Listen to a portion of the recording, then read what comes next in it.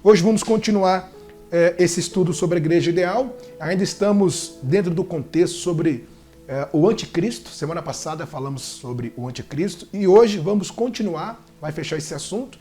E nesse texto de hoje, Paulo ele dá características, né? Ele fala de como será a derrota do anticristo. Um texto muito importante. Vamos orar primeiro?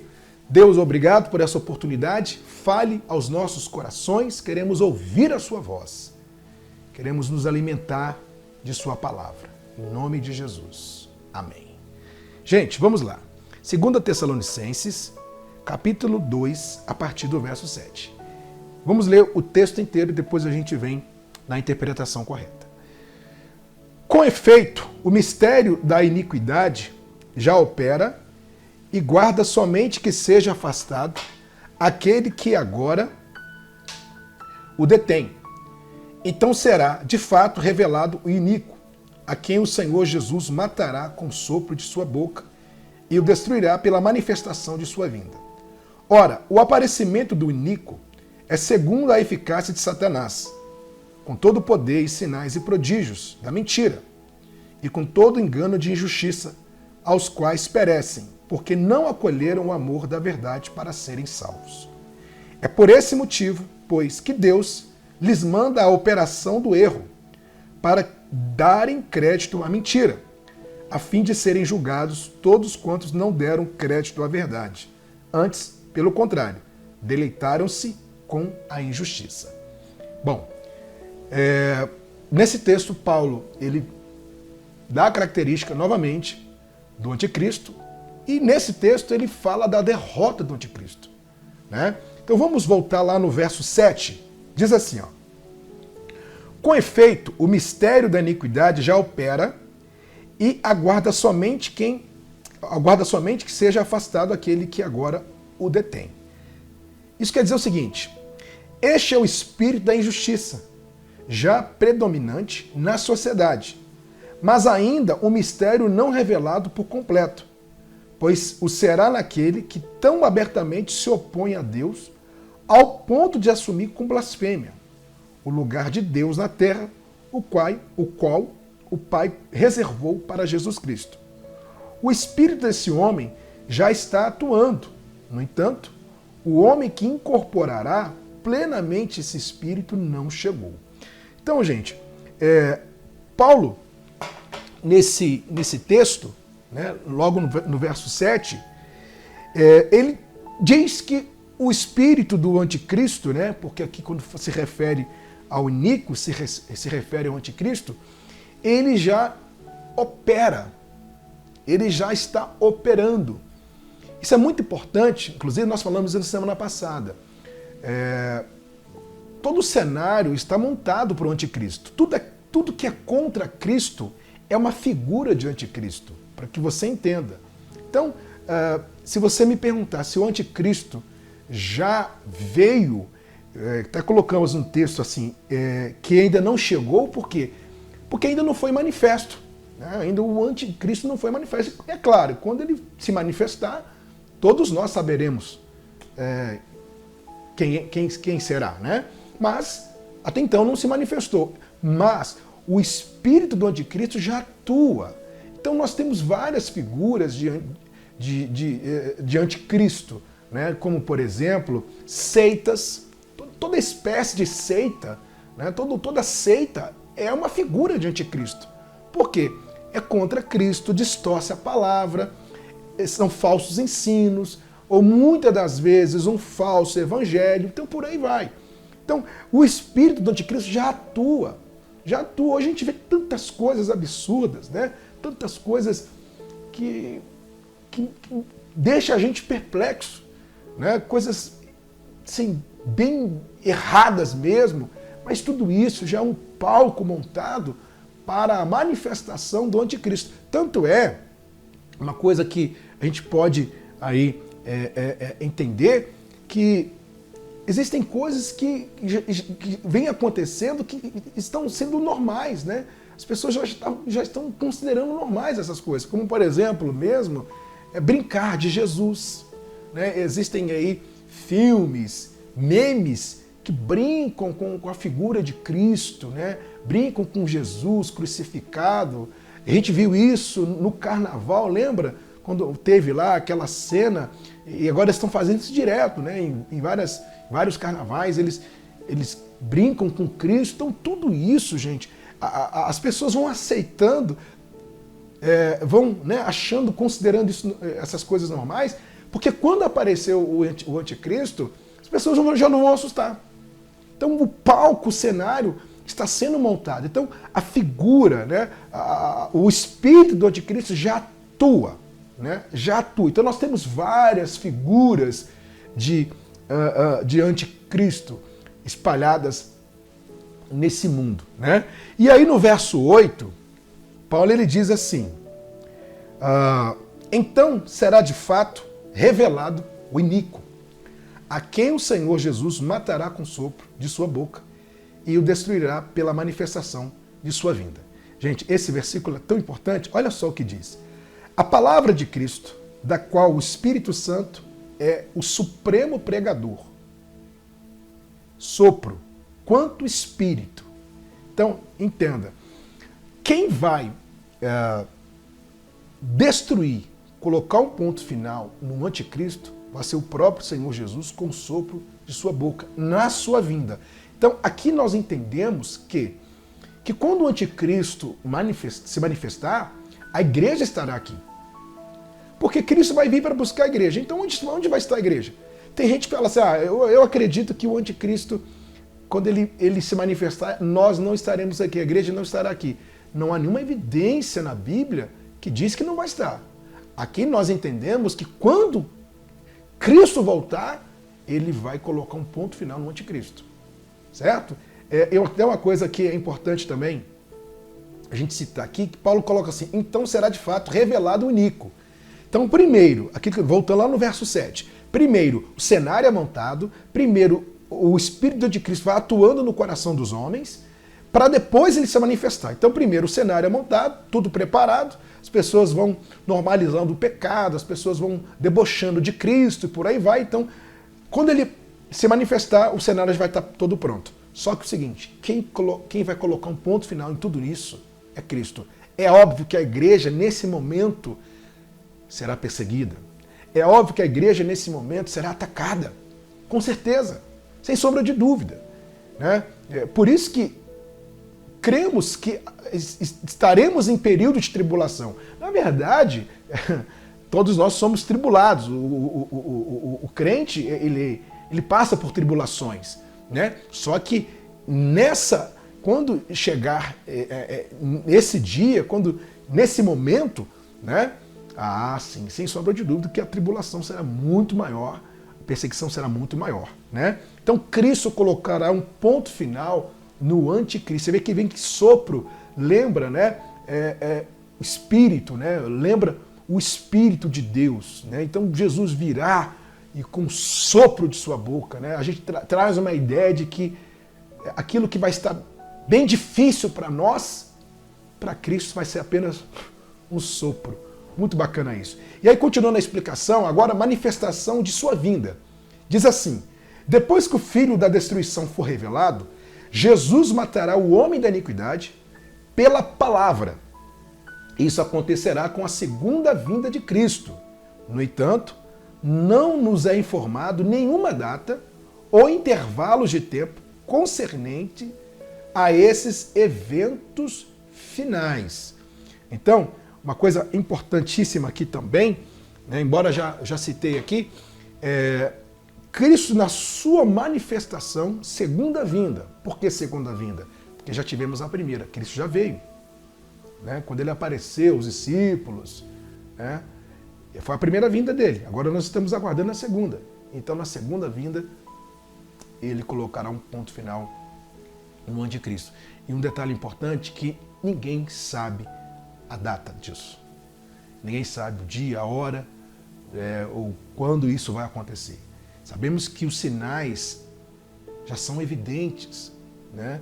Como, por exemplo, os sinais do fim, né? Os sinais que apontam a vinda de Cristo, estão bem evidentes. Como, por exemplo, a pandemia, né? Acabamos de sair de uma pandemia, terremotos, guerras, estamos aí vendo a guerra entre Ucrânia e Rússia, que está até hoje, e fome já existe, e por aí vai. Né? Falsos ensinos, é o que a gente mais fala sobre isso aqui, né? Falsos ensinos, esses falsos profetas que aparecem. Então tudo isso, gente, já são sinais, são os sinais evidentes da volta de Cristo. Então, cremos que ele vai vir sim. Quando? Não sabemos. A igreja deve estar preparada. E aí no verso 9, ele diz assim, vamos lá, continuando. Ora, o aparecimento do iníquo é segundo a eficácia de Satanás, com todo o poder e sinais e prodígios da mentira. Lembrando que o iníquo é o anticristo, tá? Aí diz assim, o iníquo é um agente de Satanás, apesar de, ao mesmo tempo, personificar e representar totalmente o mal que Satanás é. Vale lembrar, aqui, o profano antitrindade, que retrata as múltiplas manifestações do ser satânico. Né? Então, para que você entenda, o iníquo, o anticristo, ele vai ser um representante de Satanás, ele vai representar todos os males que representam Satanás, todos os males que Satanás ele faz. Né? Então, vai personificar mesmo, né, o próprio Satanás, sem sombra de dúvida. Tanto é que ele dá as características, olha só, sinais, prodígios da mentira. Né? Uma paródia feita pelo anticristo baseada no verdadeiro Cristo, que fez verdadeiros milagres, prodígios e sinais.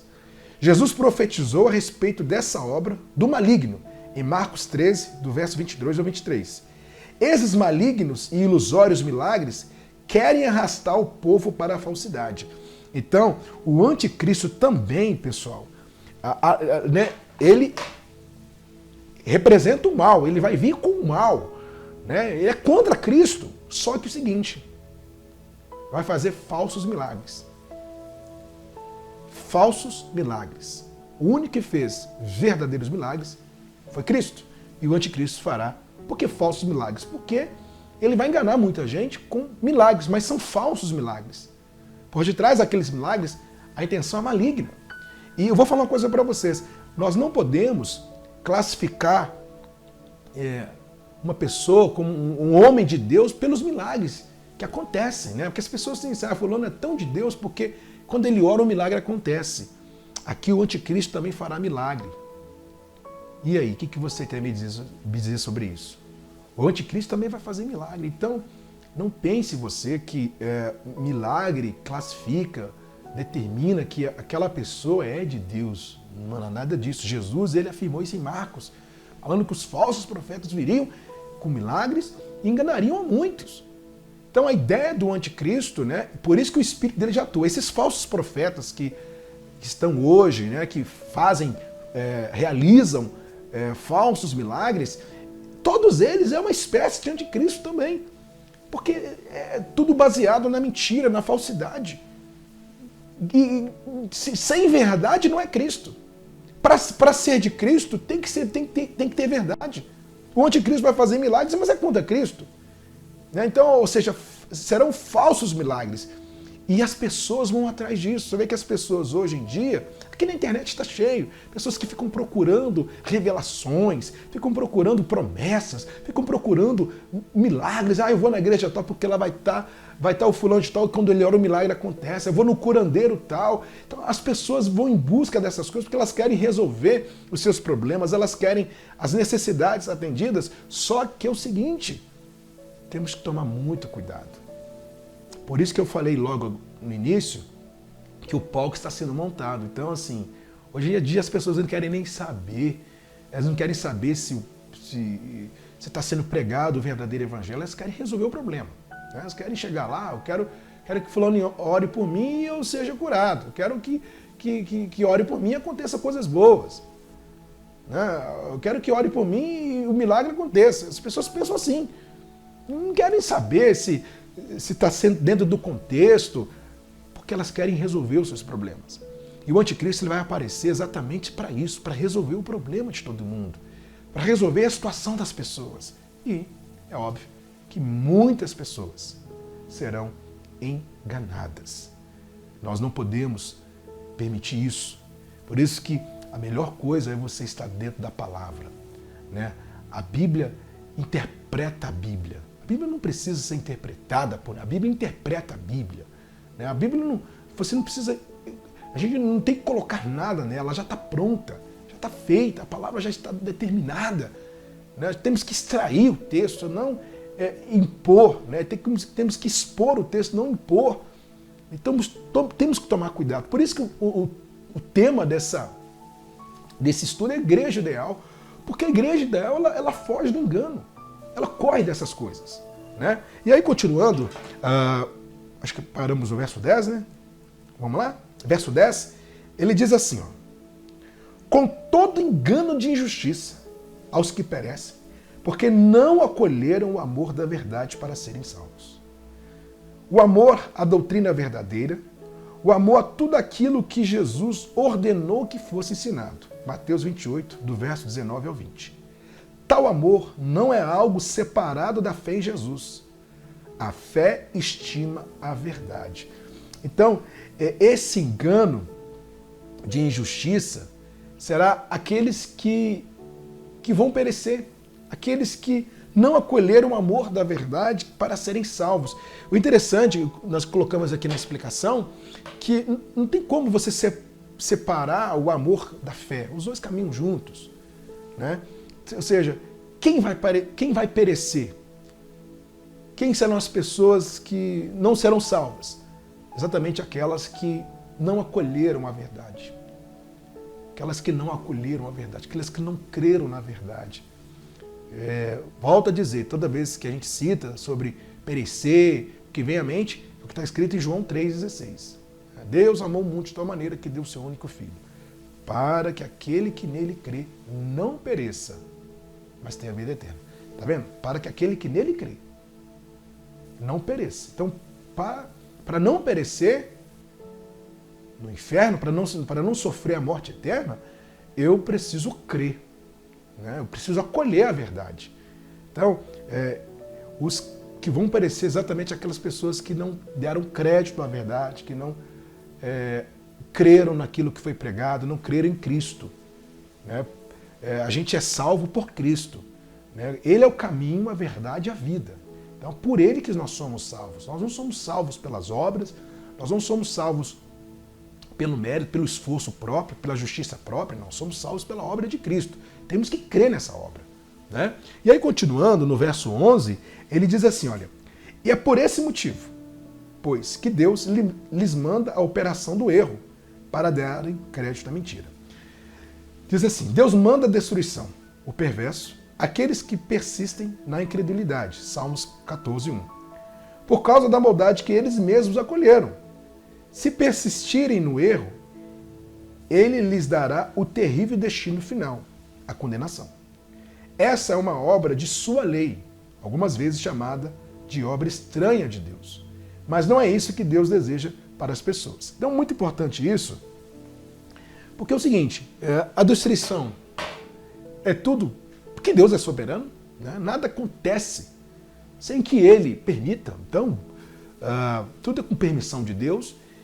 E esse erro que será enviado, não pense você que esse é o desejo do coração de Deus, porque parem para pensar, se Deus não almejasse a nossa salvação, não teria colocado o Filho dele na cruz. Então Ele colocou o Filho na cruz por nós. Então o erro enviado, a destruição enviada, permitida pelo próprio Deus, isso não significa dizer que Deus é um Deus vingativo, não, Ele é um Deus justo. É um Deus justo. Existe o céu e o inferno. Existe um caminho para o céu sem Cristo. E o que eu preciso fazer? Eu preciso crer. Preciso crer nisso. Agora, sabemos que existem os escolhidos de Deus, existe a vontade de Deus, os eleitos de Deus, mas a palavra precisa ser pregada. Como aqui, por exemplo, eu não sei quem está acompanhando do outro lado, eu não sei quem está assistindo do outro lado, eu não sei quem depois vai assistir esse culto, essa pregação. Mas onde está chegando essa palavra, onde chega essa palavra, melhor dizendo, é a oportunidade para aqueles que ainda não creram. A oportunidade para aqueles que ainda não creram de crer. Que Cristo é o caminho, que além dele não há outro. É confessar os nossos pecados a Ele, nos arrepender dos nossos pecados e seguir com Cristo. Então é uma oportunidade. Então, Deus, Ele é justo, mas Ele é misericordioso. Somos salvos pela graça dEle. Né? Nós não estamos mais debaixo da lei, que era dente por dente, olho por olho, né? Onde as pessoas faziam por merecer, porque lei é sinônimo de merecimento. As pessoas levavam o animal, lembra lá? Levavam o animal para serem aceitas por Deus, né? Mas aquilo era transitório, porque se resolvesse o problema, Deus não teria colocado o filho dele na cruz. Então, se você observar lei, merecimento e graça, favor merecido? Então, peraí. Antes eu fazia por merecer. Hoje eu recebo sem merecer. É isso.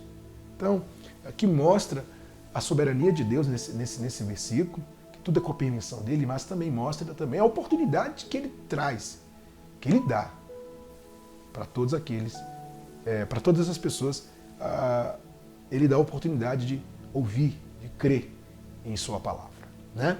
Mas aí, cabe a cada um de nós tomarmos a decisão. E aí, continuando, no verso, acho que é o último agora, né? No verso, isso, é o último. Diz assim, verso 12. A fim de serem julgados todos quantos não deram crédito à verdade. Antes, pelo contrário, deleitaram-se com a injustiça. É o que a gente acabou de falar, né? Mas vamos ler a explicação. Assim como Deus sempre castigou a rejeição deliberada pela entrega das pessoas à impureza, às paixões degradantes, como está em Romanos, do mesmo modo, ele, nos últimos dias, selará soberanamente o destino daqueles que insistem em seguir a Satanás e o seu falso Cristo. Como sempre, aqueles que habitualmente rejeitam a verdade são castigados pela ação de Deus de entregá-los às consequências de seus pecados. Então, o versículo 12 ele complementa o versículo 11, porque Paulo fala, a fim de serem julgados, todos quantos não deram crédito à verdade. Pelo contrário, deleitaram-se com a injustiça. Então, não deram crédito à verdade. A palavra vai ser anunciada, a palavra vai ser pregada, mas só que essas pessoas não deram crédito à verdade. Preferiram viver na injustiça, preferiram viver na vida de pecado. Então, serão castigados. E interessante, para a gente fechar essa palavra de hoje, que os salvos já estão salvos. Não haverá julgamento para os salvos. Né? Porque se eu estou em Cristo, estou salvo. Fui salvo ontem, estou salvo hoje, serei salvo amanhã. É isso. A salvação, ela é permanente. E ela me faz caminhar com Cristo. Né? A salvação é a obra de Cristo implantada em nosso coração. Né? Só que, entenda isso que eu vou falar. Existem os não salvos e os salvos. Certo? As pessoas que ainda não creram em Cristo, estão salvas? Se elas não creram, ainda não. Por mais, entenda o que eu vou falar. Nós sabemos que existem os eleitos de Deus. Por exemplo, antes de você crer em Cristo, Ele já tinha te escolhido. Isso foi revelado no seu coração. Né? Não sei quantos anos você tinha, isso foi revelado no seu coração. A salvação foi anunciada a você e você creu, pronto. Mas antes do ventre materno Ele já havia escolhido. Então existem pessoas que ainda a salvação não foi anunciada, ainda elas não foram alcançadas pela graça. Serão alcançadas? Eu creio que sim, muitas serão alcançadas. Mas também creio também que muitas não serão alcançadas. Creio também que muitas não vão dar crédito a isso. E aí, o que vem? Castigo, morte eterna e vida eterna. Então precisamos entender isso. Deus não é um Deus vingativo. Ele é um Deus justo, misericordioso. O amor dele foi demonstrado na cruz por nós. Olha o que Deus fez para nos salvar. Então, cabe a nós seguirmos com Cristo, confessarmos que Jesus todos os dias. Precisamos todos os dias nos arrepender dos nossos pecados. Precisamos todos os dias estar aos pés de Jesus. Precisamos, porque a gente não sabe o dia nem a hora. Eu fico imaginando como será com a manifestação do anticristo, que a igreja vai estar aqui. Não sei se vai ser na nossa geração, não sei se eu vou estar aqui, não sei se você vai estar aqui. Só sei que isso vai acontecer, porque a palavra de Deus afirma. Só que precisamos estar bem preparados para esse dia. E o que mais move o nosso coração, o que mais motiva o nosso coração, o que nos alegra é saber que estaremos na glória com Cristo, estaremos sentados com Ele, estaremos com Ele, reunidos com Ele, como Paulo ele fala nesse texto, né? Lá na semana passada a gente leu, né? Estaremos em reunião com Ele. Isso que move o nosso coração. É isso. Sabemos que enquanto isso não acontece, as lutas serão contínuas, né? Elas sempre vão existir. A luta contra o pecado, a aparência do mal, a tentação virá. Cabe a nós estarmos aos pés de Jesus todos os dias, nos alimentar de Sua palavra. Né? A fraqueza mora em você, a fraqueza mora em mim, a fraqueza mora em nós. E aí? Se essa fraqueza mora em nós, o que podemos fazer? Buscar força, nos alimentar da Sua palavra, estar aos pés de Jesus. Porque como a gente vai ter força sem se alimentar? Né? Precisamos nos alimentar das coisas de Deus, né? Como, por exemplo, esse culto toda quinta-feira, quando você separa aí 1 hora da sua noite, 1h20, 1h30, é um alimento para você. Sabe que tem gente que tá tão corrida que vou ver outra coisa, prefere assistir um outro vídeo, prefere assistir uma outra coisa do que participar do culto. Eu sei, eu não estou aqui falando para você que você não tem que assistir outros vídeos, não, nada disso. Só estou dizendo o seguinte, quais são as suas prioridades? Quais são as suas prioridades? Vai ver se você está tendo outras prioridades, sabendo que a prioridade principal de sua vida é sua vida espiritual. A sua maior necessidade não é física, sua maior necessidade é espiritual. Então, é dessa área que nós precisamos cuidar. É disso que precisamos fazer todos os dias. Tá? Semana que vem a gente vai continuar essa palavra maravilhosa. Estamos já no finalzinho dela. E eu creio que toda quinta, uma palavra direta, uma palavra de Deus diretamente ao nosso coração. Eu convido você agora a orar comigo. Nós vamos orar, agradecer a Deus por essa palavra. E claro, eu vou orar por você que ainda está com essa dificuldade, né, de entender a Cristo, de ter compromisso com Ele. Você, olha, eu não consigo manter um compromisso com Deus, eu não consigo ter, não consigo caminhar com Cristo. Eu vou orar por você também. E cabe a você se entregar, colocar a sua vida aos pés dele. Vamos fazer isso agora? Deus e Pai, obrigado por essa palavra. O Senhor mais uma vez fala ao nosso coração. Sabemos, ó Deus, que tudo que foi lido aqui, tudo que o Senhor deixou para nós, vai acontecer. Já está acontecendo, na verdade. O Espírito do Anticristo já atua e queremos, ó Deus, estar totalmente aos teus pés. Sabemos que os falsos profetas estão aí, os falsos ensinos, mas queremos dar crédito apenas à palavra do Senhor, apenas à tua verdade, ó Pai. Nós não queremos ser iludidos com as outras palavras, nós não queremos cair no engano, no erro, não, ó Deus. Já caímos no erro uma vez, nós não queremos cair novamente. Nos alimente, ó Pai, com a tua palavra, queremos estar aos teus pés. Eu oro por essa pessoa que tem dificuldade de caminhar com o Senhor, essa que tem dificuldade de ter um compromisso. Senhor, fortaleça, vem capacitá-la, ó Pai. Que a tua graça seja derramada no coração dela para que ela siga e seja conduzida por Senhor nesse caminho. Eu te louvo, ó Deus, e te agradeço por tudo que o Senhor tem dado a nós, ó Pai. Quando angelical trombeta neste mundo estrugir, o meu nome ouvirei Jesus chamar, pois eu creio na promessa e que Deus a vai cumprir. Quando ouvi Jesus meu nome proclamar, glória, glória, aleluia, o meu nome ouvirei Jesus chamar. Glória,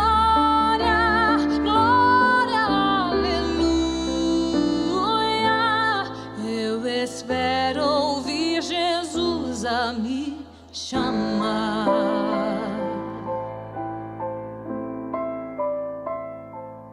Quando o céu for enrolado e o sol não der mais luz, o meu nome ouvirei Jesus chamar. Passarão a terra, o mar, mas permanecerá Jesus, que meu nome vai na glória pronunciar. Glória, glória, aleluia. O meu nome ouvirei Jesus chamar. Glória, glória, aleluia. Eu espero ouvir Jesus a me chamar.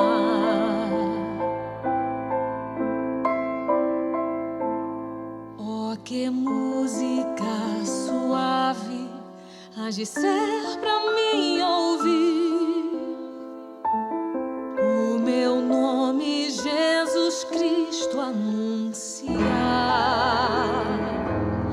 Oh, que gozo vai minha alma lá nos altos céus fruir, quando Cristo o meu nome proclamar. Glória, glória, aleluia. O meu nome ouvirei Jesus chamar. Glória, glória, aleluia. Eu espero ouvir Jesus a me chamar. Glória, glória, aleluia. O meu nome ouvirei Jesus chamar. Glória, glória, aleluia. Eu espero ouvir Jesus a me chamar. Eu espero ouvir Jesus a me chamar. Eu espero ouvir Jesus a me chamar.